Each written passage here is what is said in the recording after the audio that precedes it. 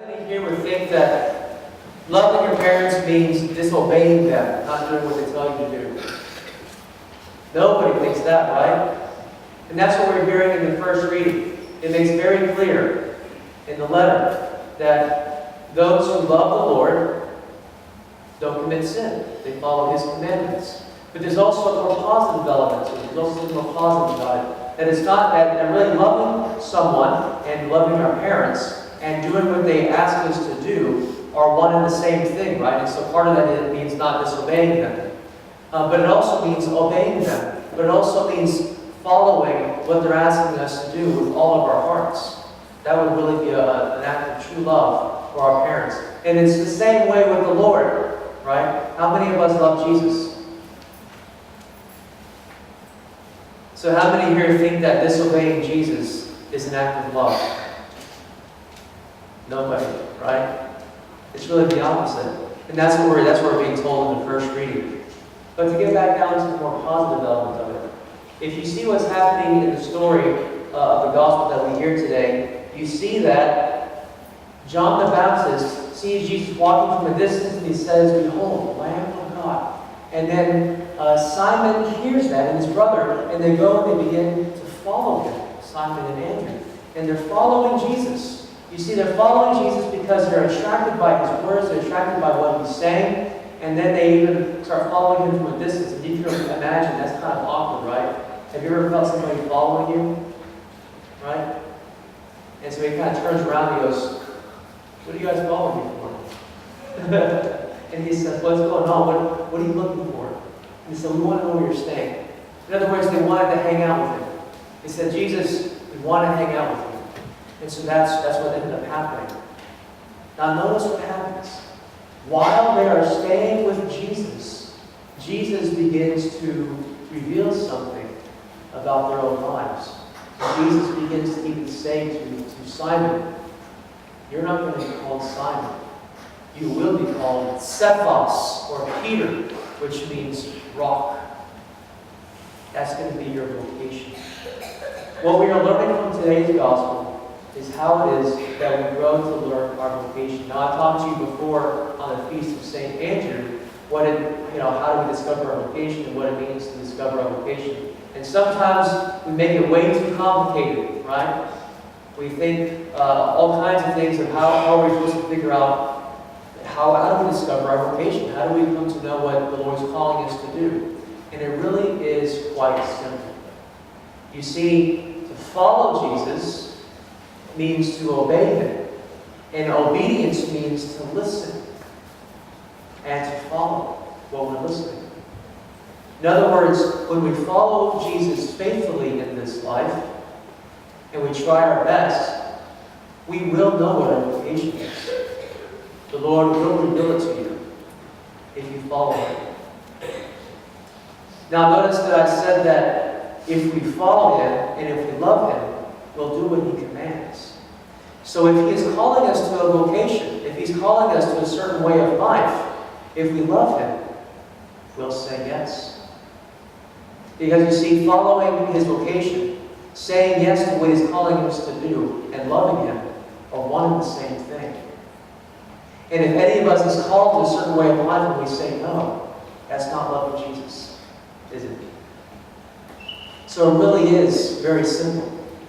If we love Jesus, we're going to want to follow Him, we're going to want to hang out with Him, and when it comes time for Him to call us to live a certain way of life, to do something in this world, we'll say yes.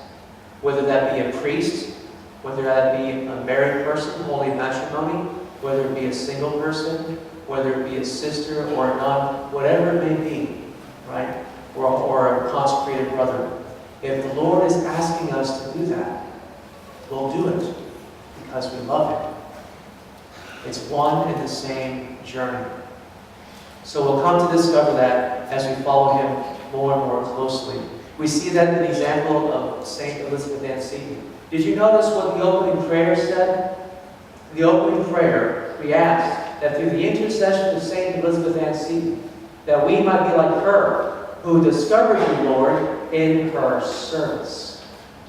And that shows the other side. You see, We come to discover our vocation by loving Jesus. But we also come to love Jesus by following our vocation. You see how that works?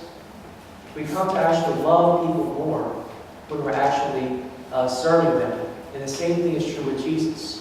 When we say yes to our vocation, whatever that may be, then we come to love the Lord who calls us more and more. So right now, what is your vocation? Can anybody tell me what your vocation is? What is your vocation right now? Because you all have one. To be a student. You got it, to be a student. And what's a student supposed to do? Jesus is asking you right now, Jesus is asking you to be a student. So what is that? To learn. What else? You've already answered. You're good. You're good. You already got a gold star today. How about you? To study. What else?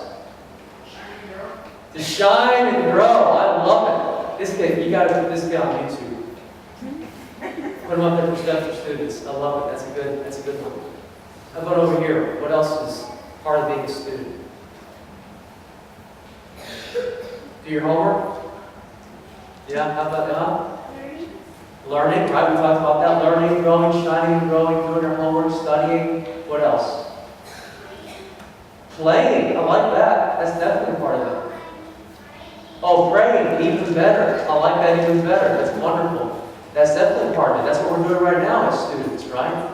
We're not just students of the human sciences. We're also students of grace. How about you, Jane?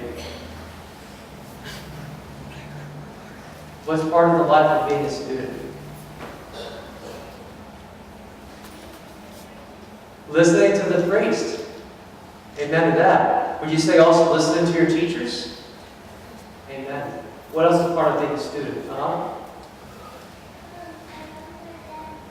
You love your dad. Wonderful. The Lord certainly wants you to love your dad.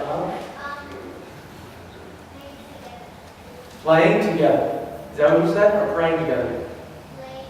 Playing together. Playing nicely, right? Playing fairly. Inviting other people to play. Right? Making friends is part of being a student. It's part of being a student. To learn. Yes. I would also add something else too, to be respectful. To be respectful of each other throughout this year. So there are certain things you want to avoid to be respectful. So you want to avoid gossip, right? You also want to avoid cheating. You want to be respectful with your language with each other, and especially towards the teachers. That's a part of that too. So that's your vocation. Isn't that's pretty clear, isn't it?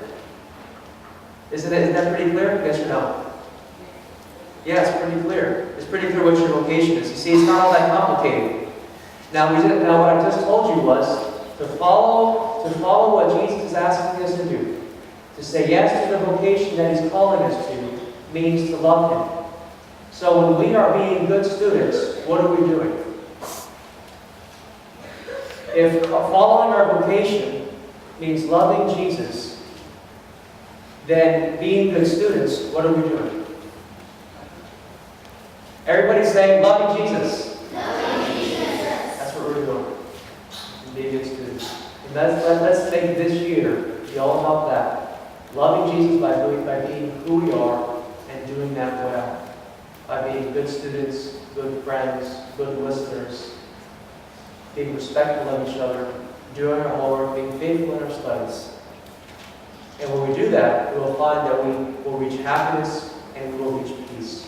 Let's stand and offer our prayers.